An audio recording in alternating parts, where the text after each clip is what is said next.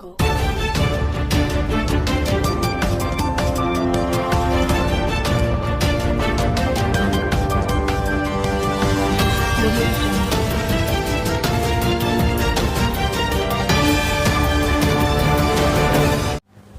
Welcome to మన Bheemili news. ముందుగా బులెటిన్లోని headlines.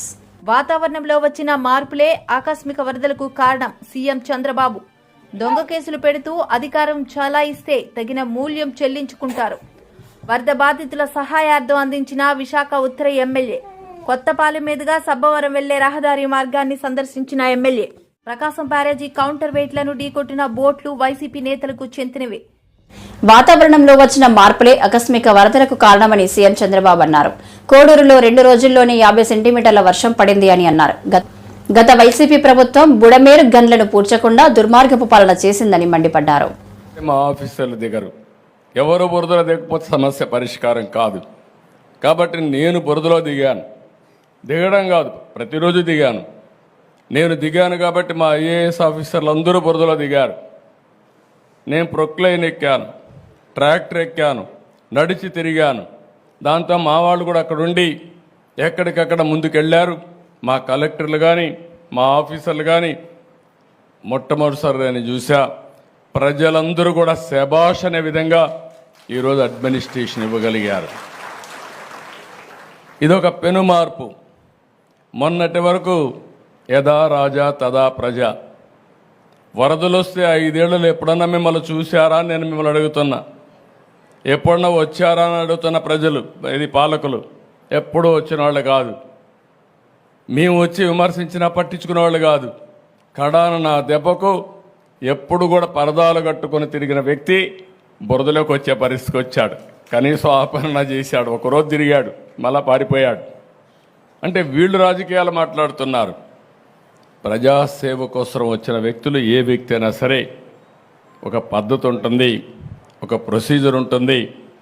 ప్రజలు కష్టాల్లో ఉన్నప్పుడు అండగా ఉండి వాళ్ళ ప్రాణాలు కాపాడడం కానీ, వాళ్ళ ఆస్తులకు నష్టం జరగకుండా చేయడం కానీ, ఒకవేళ నష్టం జరిగితే నష్టపరిహారం ఇవ్వడం కానీ, ఇవి నిరంతరం చేయాల్సిన అవసరం ఉంది. నేను తిత్లీ తుఫాను వచ్చింది, ఎకరా వరి పంటకు 20,000 ఇచ్చాను. వీళ్ళు పాలనకు వచ్చిన తర్వాత ఖర్చులు పెరిగాయి తప్ప ఖర్చులు తగ్గలేదు. అలాంటిది ఎకరాకు ఇచ్చే డబ్బులు 16,000 చేసే పరిస్థితికి వచ్చారు. మళ్ళీ నిన్న మొన్న దిగిపోయేటప్పుడు 1,000 రూపాయలు పెంచారు. నేను ఒకటే ఆలోచించాను, వరి పంట వేసిన రైతులు దగ్గర 70 రోజులు 80 రోజుల తర్వాత పంట పోతే, చేతికొచ్చే సమయంలో పంట పోతే అప్పులు మిగులుతున్నాయి. అందుకే మళ్ళీ ఆలోచించాను, ఇది కరెక్ట్ కాదనే ఉద్దేశంతో 17,000 రూపాయలని 25,000 రూపాయలు హెక్టార్కి ఇస్తాను, ఎకరాకు 10,000 రూపాయలు ఇవ్వడానికి నిర్ణయం చేశాం. ఇది కూడా తక్కువే. నా దగ్గర డబ్బులు లేవు, ఖాళీ ఖజానా. రోజు వారిగా ఏం చేయాలని అర్థం కాని పరిస్థితి. మొత్తం ఏది పనిచేయలేని పరిస్థితి. మీరు చూస్తే అభివృద్ధి ఆగిపోయింది, ఆదాయం పడిపోయింది. అప్పులోళ్ళు ఎవ్రీడే తిరుగుతున్నారు. 1,00,000 కోట్ల రూపాయలు అప్పు ఇవ్వాలి, ఇంకో పక్క 10 లక్షల కోట్ల రూపాయలకి వడ్డీ అసలు కట్టాలి. అంటే మనం సంపాదించే సంపాదన వడ్డీకి కూడా చాలని పరిస్థితి తీసుకొచ్చేశారు. ఒక పక్క దీన్ని రీషెడ్యూల్ చేసుకుని, కానీ ఒక్క మంచి పని చేశారు మీరంతా. మొన్న అందరూ కలిసి ఇలాంటి వ్యవస్థ మాకొద్దు, అందుకే ఎన్డీఏ ప్రభుత్వానికి 3 పార్టీలకి బ్రహ్మరథం పట్టారు, అన్ని సీట్లు గెలిపించారు. 93% స్ట్రైకింగ్ రేట్. అంటే నిలబడిన అభ్యర్థులు 93% గెలిపించారు. 11 సీట్లే ఎమ్మెల్యేలుగా వాళ్ళకి ఇచ్చే పరిస్థితికి వచ్చారు. దొంగ కేసులు పెడుతూ అధికారం చెలాయిస్తే తగిన మూల్యం చెల్లించుకుంటారని జగన్ హెచ్చరించారు. గతంలో టీడీపీ నేత పట్టాభి సిట్టింగ్ సీఎం అయిన నన్ను బోసిడీకే అని దూషించారు. అందుకే మా కార్యకర్తలకు కోపం వచ్చి టీడీపీ ఆఫీసు వద్ద ధర్నా చేశారు. పూర్తిగా కూడా చంద్రబాబు నాయుడు గారి గవర్నమెంట్ అన్ని రకాలుగా ఫెయిల్ అయి మొట్టమొదటిసారిగా 60 మందికి పైగా చనిపోయిన పరిస్థితుల మధ్య విజయవాడ అంతా అతలాకుతలం అవుతా ఉంటే టాపిక్ డైవర్ట్ చేసేందుకు టాపిక్ డైవర్ట్ చేసేందుకు ఒక దళిత ఎంపీని 4వ తారీఖు రాత్రిని అరెస్ట్ చేస్తారు. Vijayawada vice mayor, Vijayawada deputy మేయర్ను అరెస్ట్ చేస్తారు. కేవలం డిప్యూటీ మేయర్ భర్తను అరెస్ట్ చేస్తారు. అది 4వ తారీఖు రాత్రి. ఎందుకంటే ఇక్కడ చంద్రబాబు నాయుడు గారు పూర్తిగా ఫెయిల్ అయిపోయిన పరిస్థితుల్లో, 60 మంది చనిపోయిన పరిస్థితుల్లో చంద్రబాబు నాయుడు గారి గవర్నెన్స్ ఫెయిలియర్ను దారి మళ్లించేందుకు, డైవర్ట్ చేసేందుకు అరెస్ట్ చేస్తారు. అసలు ఈ కేసుకు సంబంధించి పూర్వాపరాలు చూస్తే, ఈ కేసుకు సంబంధించి 3 సంవత్సరాల పైచిలకు 3-4 సంవత్సరాల కిందట జరిగిన ఈ కార్యక్రమం, ఈ ఘటన 2021 అంటే దాదాపుగా 4-5 సంవత్సరాల కిందట జరిగిన ఘటన. దాదాపుగా 4 సంవత్సరాల కిందట జరిగిన ఘటనలో ఈరోజు టాపిక్ డైవర్ట్ చేసేందుకు 4వ తారీఖు రాత్రిన సురేష్ను, దళిత ఎంపీని, విజయవాడ డిప్యూటీ మేయర్ భర్తను అరెస్ట్ చేస్తారు. నేను అడుగుతా ఉన్నా, సూటిగా నేను ఒక ప్రశ్న అడుగుతా ఉన్నా. ఆ రోజు ఏం జరిగింది? తెలుగుదేశం పార్టీకి సంబంధించిన అఫీషియల్ స్పోక్స్ పర్సన్ పట్టాభి అనే వ్యక్తి ఆ రోజు సిట్టింగ్ ముఖ్యమంత్రిగా ఉన్న అప్పట్లో సిట్టింగ్ ముఖ్యమంత్రిగా ఉన్న వ్యక్తిని బోసుడీకే అని తిట్టాడు. బోసుడీకే అంటే ఏమిటో తెలుసా? తెలుగుదేశం పార్టీ కార్యాలయంలో తెలుగుదేశం పార్టీ అధికార ప్రతినిధి ముఖ్యమంత్రిని ఆ రోజు అన్న మాట లంజా కొడక అని.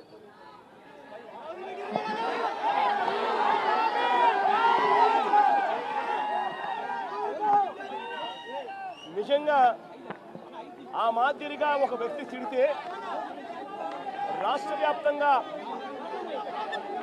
ఆ ముఖ్యమంత్రిని ప్రేమించే వాళ్ళు, వైఎస్ఆర్ కాంగ్రెస్ పార్టీని అభిమానించే వాళ్ళు, రాష్ట్ర వ్యాప్తంగా ఉన్న వాళ్ళందరికీ కూడా కడుపు మండదా?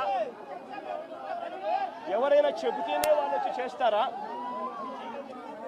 కడుపు మండిన వాళ్ళు, ఈ అన్యాయాన్ని చూడాలనుకునే వాళ్ళు, చూడకూడదు అని అనుకునే వాళ్ళు కొంతమంది తెలుగుదేశం పార్టీ ఆఫీస్ దగ్గరికి వెళ్ళి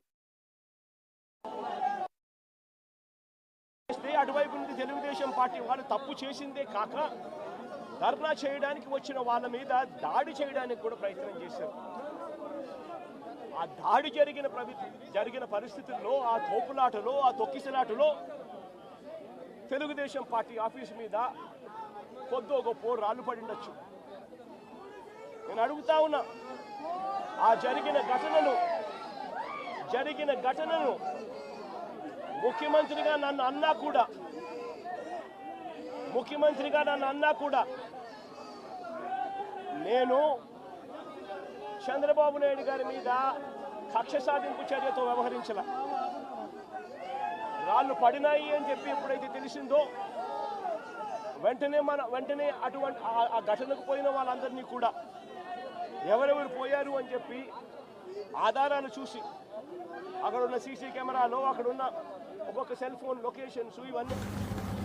వరద బాధితుల సహాయార్థం విశాఖ ఉత్తర MLA Vishnukumar Raju CM relief fund కి 1 నెల జీతం అంతా చేస్తున్నట్లు పేర్కొన్నారు. తనతో పాటు బీజేపీకి చెందిన 8 మంది ఎమ్మెల్యేలు కూడా 1 నెల వేతనం సీఎం రిలీఫ్ ఫండ్ కు అందిస్తున్నామని అన్నారు. స్వచ్ఛందంగా పార్టీలకి అతీతంగా కూడా Telugu Desam party, BJP, Janasena party cadre ప్రతి ఒక్కరూ కూడా వచ్చి వారి యొక్క సహాయ సహకారాలు అందించడం జరిగింది. మనం సుదూర ప్రాంతంలో ఉన్నాము కాబట్టి మన వంతు సహాయ సహకారాలు అందించడానికి ఒక చిరు ప్రయత్నం చేయడం జరిగింది. ఆ ప్రయత్నంలోనే భాగంగా మనం ఎవరికైతే సహాయం చేద్దాం అనుకుంటున్నామో ముందుగా నేను కూడా చేయాలి కాబట్టి నేను ఎమ్మెల్యేగా నాకు వచ్చి 1 నెల రోజుల జీతము సీఎం రిలీఫ్ ఫండ్కి ఇవ్వడం జరిగింది. అట్లాగే భారతీయ జనతా పార్టీ మాకు 8 మంది ఎమ్మెల్యేస్ ఉన్నాము. 8 మంది ఎమ్మెల్యేస్ కూడా వారి శాలరీ సీఎం రిలీఫ్ ఫండ్కి ఇవ్వడానికి నిర్ణయించుకుని మేము లెటరు సెక్రటరీకి ఇస్తున్నాను. సరే మేము చేస్తున్నాం కదా అని మా కుటుంబ సభ్యులు కూడా, మా భార్య ₹1,00,000 ఆవిడ నాకు సీఎం గారికి ఇవ్వమని చెప్పి ఇవ్వడం జరిగింది. అలాగే మా తల్లి గారు, ఇంకా మా కుటుంబ సభ్యులు, మా చిన్నాన్న గారు, వారు కూడా అమౌంట్స్ ఇచ్చి మీ అందరికీ ఏదైతే సహాయం చేస్తున్నారో దాంతోపాటు ఈ చెక్లు కూడా కొన్ని లక్షల రూపాయల చెక్లు వచ్చినాయి. అవి కూడా పట్టుకెళ్ళి సీఎం రిలీఫ్కి ఇవ్వటం జరుగుతుంది. ముందుగా మీకు ప్రత్యేకమైన ధన్యవాదములు తెలియజేసుకోవాలి. ప్రతి డ్వాక్రా గ్రూప్ నుంచి ప్రతి మెంబరు కూడా మేము కూడా సహాయ సహకారాలు అందిస్తామనే ఉద్దేశంతో ₹10 ఒక్కొక్క మెంబరు ఇచ్చి, మేము విజయవాడ వరద బాధితులకి మేము కూడా అండగా ఉంటాము అని చెప్పి మీరు మీ సమయాన్ని వెచ్చించి ఇక్కడికి వచ్చి మాకు మీ చెక్స్ అన్నీ ఇచ్చినందుకు, అట్లాగే ఈ సిఓస్ ప్రతి ఒక్కరికి కూడా నా యొక్క హృదయపూర్వకమైన ధన్యవాదములు తెలియజేసుకుంటూ, మనకి నార్త్ నియోజకవర్గంలో 17 వార్డులు ఉన్నాయి. 17 వార్డులకి కూడా టోటల్గా అమౌంట్ ₹4,30,560 మొత్తము కలిసి చెక్స్ ఇవ్వటం జరిగింది. ఇది ఎక్కడ కూడా ప్రతి అమౌంట్ కూడా ట్రాన్స్పరెంట్గా చెక్కుల రూపంలోనే మనము ఇవ్వటము జరుగుతుంది. ముఖ్యమంత్రి గారికి ఇవ్వటం జరుగుతుంది అని చెప్పి మీకు అందరికీ కూడా నేను తెలియజేసుకుంటున్నాను. అట్లాగే మనకి ఎప్పుడైనా సరే ఎక్కడైనా ఇబ్బందికరమైన పరిస్థితి వచ్చినప్పుడు, ఇదివరకు విశాఖపట్నంలో హుదూద్ సైక్లోన్ వచ్చినప్పుడు మనం ఒక్కసారి గుర్తుంచుకోవాల్సిన అవసరం ఉంది. సైక్లోన్ వచ్చినప్పుడు గౌరవ ముఖ్యమంత్రి గారు చంద్రబాబు నాయుడు గారు వెంటనే ఒక రోజులోనే విశాఖపట్నం వచ్చి, తర్వాత ప్రధానమంత్రి నరేంద్ర మోడీ గారిని కూడా తీసుకుని వచ్చి పెద్ద ఎత్తున సహాయ సహకారాలు, దేశ చరిత్రలోనే అంత పెద్ద సైక్లోన్ వచ్చిన తర్వాత వారం రోజుల్లోనే నార్మల్సీకి తీసుకుని వచ్చిన ఘనత చంద్రబాబు నాయుడు గారికి దక్కుతుంది అని చెప్పి మనం చెప్పవలసిన బాధ్యత ఉంది. అత్యంత అద్భుతంగా త్వరితగతిన నార్మల్సీని తీసుకుని వచ్చిన అనుభవంతో, ఇదివరకు సైక్లోన్ అంటే 2 రోజుల్లో మొత్తం సైక్లోన్ వెళ్ళిపోతుంది. దాని తర్వాత వారమంతా ప్రభుత్వము, అధికారులు, అప్పుడు కూడా విశాఖపట్నం వాసులు, బయట ఇతర రాష్ట్రాల్లో ఉన్న వాళ్ళు, ఇతర జిల్లాల్లో ఉన్నవారు పెద్ద ఎత్తున విశాఖపట్నానికి సహాయ సహకారాలు అందించిన మాట వాస్తవం. అత్యంత అద్భుతంగా సహాయ సహకారాలు అందించారు. మన రాష్ట్రంలో ఉన్న సంస్కృతి, ఎవరికైనా ఇబ్బంది ఉన్నప్పుడు పక్క వాళ్ళు వచ్చి విశాఖ పెందుర్తి నియోజకవర్గం నరవ రహదారి కష్టాలకు విముక్తి కల్పిస్తామని ఎమ్మెల్యే పంచకల్ల రమేష్ బాబు తెలిపారు. అధికారులతో కలిసి గోపాలపట్నం కొత్తపాలెం మీదుగా సబ్బవరం వెళ్లే రహదారి మార్గాన్ని సందర్శించిన ఎమ్మెల్యే అక్కడి సమస్యలపై ఆరా తీశారు. ప్రజలతో మాట్లాడి రహదారి కష్టాల గురించి అడిగి తెలుసుకున్నారు. ఈ సందర్భంగా ఎమ్మెల్యే మాట్లాడుతూ నరవ రహదారిపై పశ్చిమ ఎమ్మెల్యే గణబాబుతో చర్చించి శాశ్వత పరిష్కారానికి చర్యలు చేపడతామని స్పష్టం చేశారు. ముఖ్యంగా ఆక్రమణలు తొలగించి రోడ్డు, కాలువలు నిర్మిస్తామని తెలిపారు. ప్రజలు కూడా సహకరించాలని కోరారు. కాగా నరవ లోతట్టు ప్రాంతాల్లో ఉన్న డ్రైనేజీలను తక్షణమే శుభ్రం చేయాలని అధికారులను ఆదేశించారు. మొన్న కురిసిన భారీ వర్షాలకి చాలా ప్రాంతాలు రోడ్ల మీద కానీ ఇళ్లలో కానీ, మరి ముఖ్యంగా ఈ ప్రాంతంలో నీరు చేరటం, ఒక 4 అడుగులు 3 అడుగులు రోడ్డు మీద నీరు ప్రవహించడం అనేది ఎందుకు జరిగింది అని చెప్పి మొన్న నేను ఊళ్ళో లేను, మొన్న మా ఎమ్మెల్యే గణబాబు గారు విజిట్ చేశారు.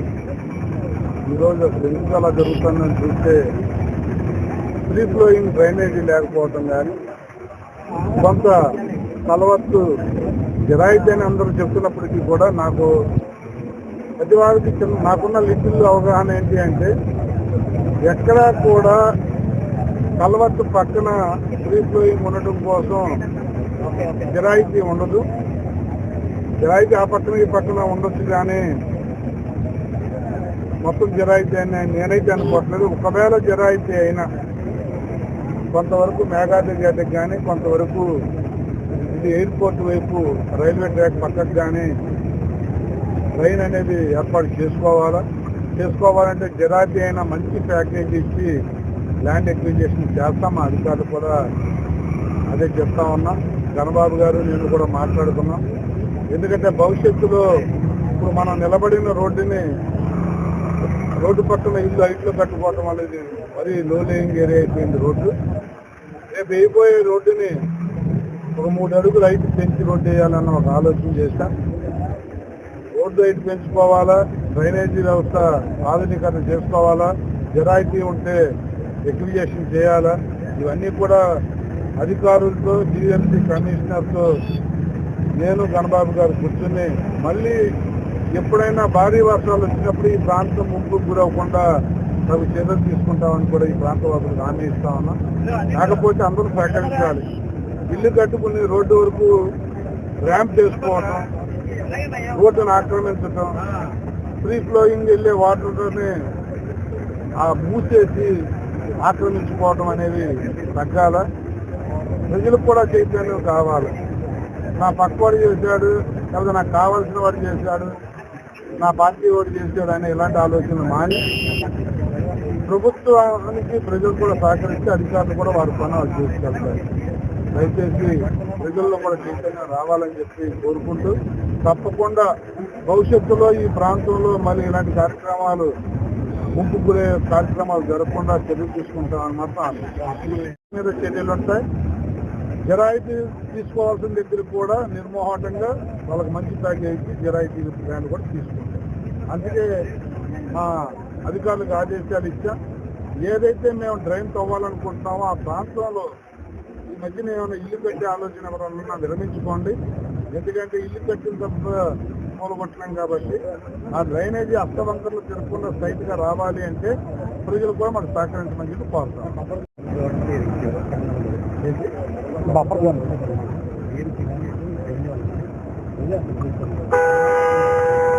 లేదండి, కొంత అధికారులు కూడా ఒత్తిడి, ఎవరొకరు అధికార పార్టీలో ఇన్ఫ్లుయెన్స్ చేయటం ఏదో ఇలాంటివి జరుగుతూ ఉన్నాయి. నేనైతే మా అధికారులకు గణబాబు నేనైతే మాట్లాడుతా ఉన్నా, ఎట్టి పరిస్థితుల్లో ఒకరిద్దరు స్వార్థపరుల వల్ల వ్యవస్థ పాడవకూడదు, ప్రజలందరూ సఫర్ అవ్వకూడదు అనేది మేము అదే మూలంగా ముందుకు పోతా ఉన్నాం. తప్పకుండా వారం రోజుల్లోనే, ఎందుకంటే కమిషనర్ గారు మీరందరూ విజయవాడ విధుల్లో ఉన్నారు, ఆయన రాగానే ఒక రివ్యూ పెట్టినాం. నేను గణబాబు గారు మాట్లాడుకున్నాం. ఒక వారం రోజుల్లో రివ్యూ పెట్టిన పక్కా ప్లాన్తో ఆధునీకరణ చేసే కార్యక్రమం చేస్తాం. ప్రకాశం బ్యారేజీ కౌంటర్ వెయిట్లను ఢీకొట్టిన బోట్లు వైసీపీ నేతలకు చెందినవి అని మంత్రి రాంప్రసాద్ రెడ్డి అన్నారు. బ్యారేజీని కూల్చివేసి రాష్ట్రంలో రాష్ట్రపతి పాలన తీసుకురావాలని కుట్రతో బోట్లను ఢీకొట్టేలా చేశారని అన్నారు. ప్రజాప్రతినిధిగా జగన్ వ్యవహరించట్లేదని దుయ్యబట్టారు. ఆయన గురించి మీకు చెప్పనవసరం లేదు. గత 5 సంవత్సరాల ముందు ప్రభుత్వం ఎప్పటి నుంచి ఉన్నదో అప్పటి నుంచి ఇప్పటి వరకు కూడా జగన్మోహన్ రెడ్డికి పర్సనల్ అసిస్టెంట్గా ఒక ఎమ్మెల్సీగా వ్యవహరిస్తున్న అతను తలసిల్ రఘురామ్ అంటే, ఆ తర్వాత నందిగామ సురేష్ జీవితం అంతా ఒక క్రైమ్ స్టోరీ. ఎందుకంటే ఆ రోజు తెలుగుదేశం పార్టీ ఆఫీస్ పైన దాడి చేసిన దాంట్లో ముఖ్య కుట్ర పొందిన వాళ్ళలో ముఖ్య వ్యక్తి ఎవరన్నా ఉన్నారంటే అది ఆయన నందిగామ సురేష్. ఈరోజు ఆయన కటకటాల పాలవడం కూడా జరిగింది. అలాగే వాళ్ళ కోమటి రామ్మోహన్, ఉషాద్రి వీళ్ళంతా పక్కా వైసీపీకి చెందినవారు కాదా అని నేను జగన్మోహన్ రెడ్డిని అడుగుతున్నా. మీరు చేసింది ఏంటంటే తెలుగుదేశం పార్టీ అధికారంలోకి వచ్చి ఇలాంటి విపత్తులు సంభవించిన రోజు మేము ఆ ప్రభుత్వం ప్రజలకు అండగా ఉండామని చెప్పి మేము ఒక పక్కల కష్టపడి పనిచేస్తూ ఉంటే నీ యొక్క నాయకులు చేస్తున్న రాద్ధాంతం ఏం చెప్తున్నా మేము ముందరికి తీసుకొస్తున్నాం. ఆ రోజు గుంటూరు జిల్లాకు సంబంధించిన పడవలు ఏవైతే 3 పడవలు సుమారు ఒక్కొక్క పడవ 50 టన్నులు ఉంటుంది, 120 టన్నుల పడవలు వచ్చి ప్రకాశం బ్యారేజ్ యొక్క కౌంటర్ గేట్స్ను ఢీకొన్నాయంటే ఒకసారి అందరూ గమనించాలా. ఇవి ఎక్కడ ఫస్ట్ నిలబెట్టడం జరిగింది, ఎక్కడికి వర్షం తర్వాత ఎక్కడికి వచ్చాయంటే ఒకసారి ఆలోచించాలా. ఎవరైతే మేము ముందు చెప్పామో ఆ నాయకుల యొక్క అనుచరుల యొక్క ఈ 3 బోట్లను దుర్మార్గంగా ఒక కుట్రతో ఈ రాష్ట్రంలో ప్రకాశం బ్యారేజ్ను కూల్చేసి ఇక్కడ రాష్ట్రపతి పాలన తేవాలని ఒక కక్ష కుట్రతోనే అవి ఢీకొట్టడం జరిగింది. ఆ 3 గేట్ల ఆ 3 కౌంటర్ వెయిట్స్ ఏమైతే ఉన్నాయో అవి పూర్తిగా డ్యామేజ్ తెచ్చే పరిస్థితి కూడా చేసింది ఎవరన్నంటే ఈ వైసీపీ వాళ్ళు కాదని మేము అడుగుతున్నాం. మేము ఒకటే చెప్తున్నాం, మీరు ఎన్ని తప్పులు చేసినా భగవంతుడు ఎలా చూస్తున్నాడో ఇక్కడ కూడా ప్రజలు చూస్తూనే ఉన్నారు. కేవలం 2 రోజుల్లోనే ఆ కౌంటర్ వెయిట్ స్థానాల్లో కొత్తవి తెచ్చి మరమ్మతులు చేయించిన ఘనత చంద్రబాబు నాయుడుకు దక్కుతుందని ప్రజలకు నేను చెప్తా ఉన్నా. అలాగే జగన్మోహన్ రెడ్డి అనే వ్యక్తికి సిగ్గు శరం ఉంటే నువ్వు ప్రతిపక్షంలో ఉండి ప్రతిపక్ష నాయకుడిగా ఏ రోజైనా వ్యవహరించావా అని నేను అడుగుతున్నా. ఇక్కడ ప్రజల కష్టాల్లో ఉంటే నువ్వు 2 రోజుల్లో ఒక 20 నిమిషాలు కూడా ప్రజల కోసం ప్రజల యొక్క కష్టాల గురించి ఆలోచించే టైం నీకు లేదని మేము అడుగుతున్నాం. ఈరోజు 2 సంఘటనల్లో ఎవరైతే దోషిగా ఉన్న నందిగామ సురేష్ కోసం నీ మాజీ ఎంపీ ఆయన కోసం నువ్వు హడావుడిగా బెంగళూరు నుంచి ఈరోజు గుంటూరు జైలుకి వచ్చి ఆయన ఏదో ఒక స్వాతంత్ర సమరయోధుడు జైల్లో ఉన్నట్టు నువ్వు వచ్చి అక్కడికి వచ్చి పరామర్శించడం జరుగుతూ ఉంది.